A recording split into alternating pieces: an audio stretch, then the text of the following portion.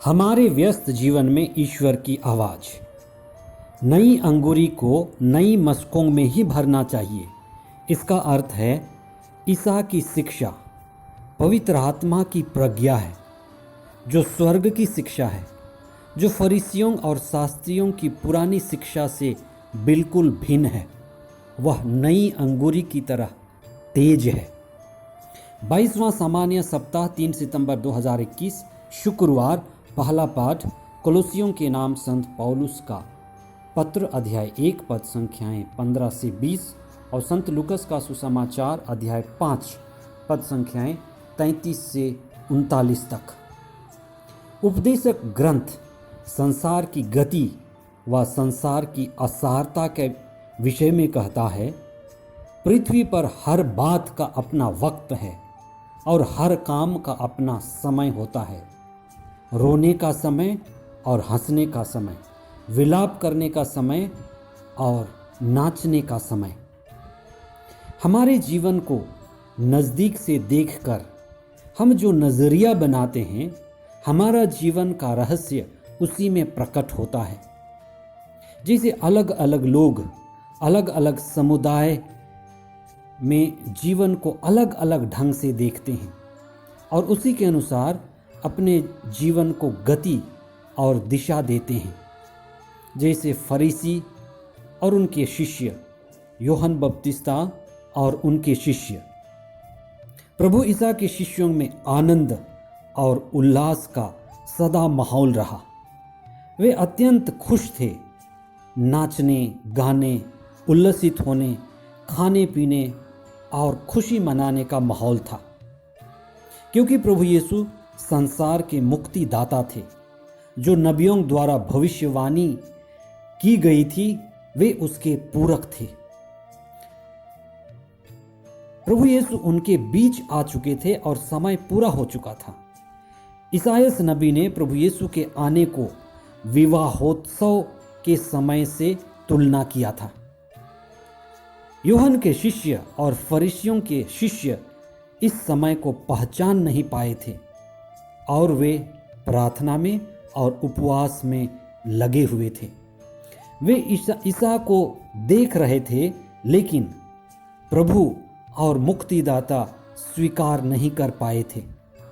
वे अभी भी मुक्तिदाता के आने की प्रतीक्षा में और तैयारी में जुटे हुए थे। इसीलिए वे अपना उपवास और अपनी प्रार्थना जारी रखे थे। सुसमाचार के मुख्य अंश, उन्होंने ईसा से कहा, यूहन्ना के शिष्य बारंबार उपवास करते हैं और प्रार्थना में लगे रहते हैं। फरीसियों के शिष्य भी ऐसा ही करते हैं, किंतु आपके शिष्य खाते पीते हैं। ईसा ने उनसे कहा, जब तक दुल्हा उनके साथ है, क्या तुम बारातियों से उपवास करा सकते हो? कोई पुरानी मशकों में नई अंगूरी नहीं भरता, नहीं तो नई अंगूरी पुरानी मशकों को फाड़ देगी। नई अंगूरी को नई मशकों में ही भरना चाहिए। कोई पुरानी अंगूरी पीकर नई नहीं चाहता। सुसमाचार में दुल्हा का मतलब है प्रभु यीशु संसार के मुक्तिदाता का आना, जो संसार को बचाने के लिए आने वाले थे। यूहन्ना के शिष्य और फरीसी मुक्तिदाता के आने के लिए उपवास और लगातार प्रार्थना कर रहे थे। समय पूरा हो चुका था और ईसा उनके बीच आ चुके थे।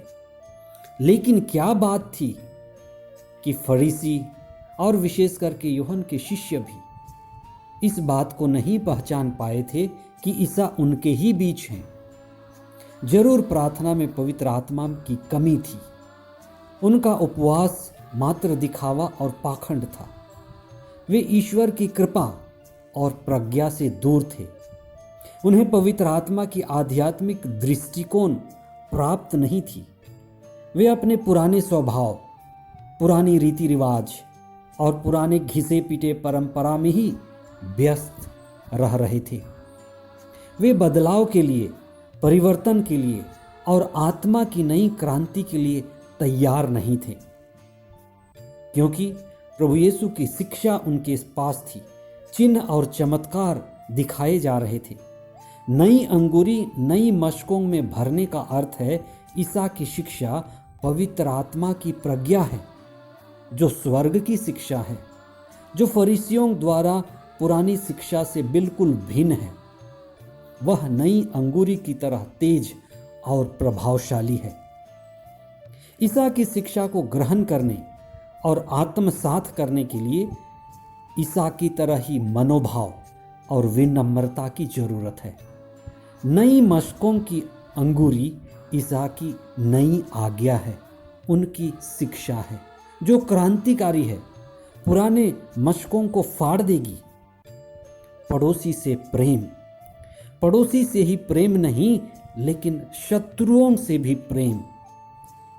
विनम्र बनकर एक दूसरे का पैर धोना। जो बड़ा होना चाहता है वह छोटा बने।